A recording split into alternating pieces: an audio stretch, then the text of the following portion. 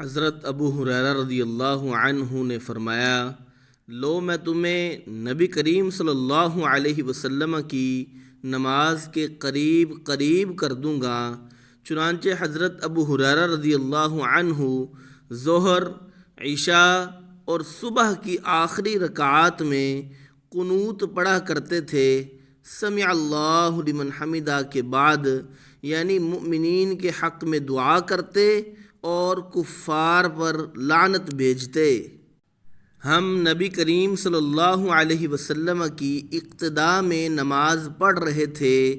جب آپ رکوع سے سر اٹھاتے تو سمع اللہ لمن حمدہ کہتے۔ ایک شخص نے پیچھے سے کہا، ربنا ولک الحمد حمدا کثیرا طیبا مبارکا فیہ۔ آپ صلی اللہ علیہ وسلم نے نماز سے فارغ ہو کر دریافت فرمایا کہ کس نے یہ کلمات کہے ہیں؟ اس شخص نے جواب دیا کہ میں نے۔ اس پر آپ صلی اللہ علیہ وسلم نے فرمایا کہ میں نے 30 سے زیادہ فرشتوں کو دیکھا کہ ان کلمات کے لکھنے میں وہ ایک دوسرے پر سبقت لے جانا چاہتے تھے۔ اس سے ان کلمات کی فضیلت ثابت ہوئی۔ ابو حمید رضی اللہ عنہ نے فرمایا کہ نبی کریم صلی اللہ علیہ وسلم نے رکوع سے سر اٹھایا تو سیدھے اس طرح کھڑے ہو گئے کہ پیٹھ کا ہر جوڑ اپنی جگہ پر آ گیا۔ حضرت انس رضی اللہ عنہ ہمیں نبی کریم صلی اللہ علیہ وسلم نماز کا طریقہ بتلاتے تھے۔ چنانچہ آپ نماز پڑھتے اور جب اپنا سر رکوع سے اٹھاتے تو اتنی دیر تک کھڑے رہتے کہ ہم سوچنے لگتے کہ آپ بھول گئے ہیں۔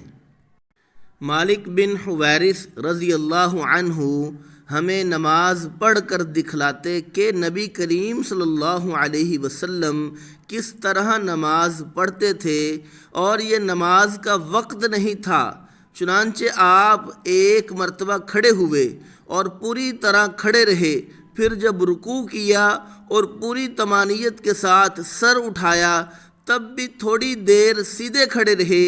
ابو قلابہ نے بیان کیا کہ مالک رضی اللہ عنہ نے ہمارے اس شیخ ابو یزید کی طرح نماز پڑھائی۔ ابو یزید جب دوسرے سجدہ سے سر اٹھاتے تو پہلے اچھی طرح بیٹھ لیتے، پھر کھڑے ہوتے۔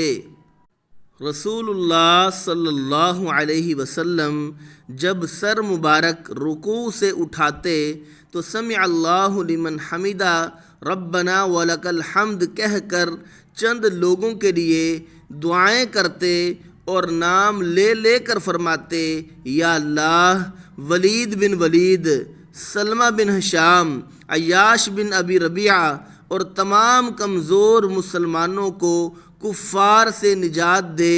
اے اللہ قبیلہ مضر کے لوگوں کو سختی کے ساتھ کچل دے اور ان پر ایسا قحط مسلط کر جیسا یوسف علیہ السلام کے زمانہ میں آیا تھا۔ ان دنوں پورب والے قبیلہ مضر کے لوگ مخالفین میں تھے۔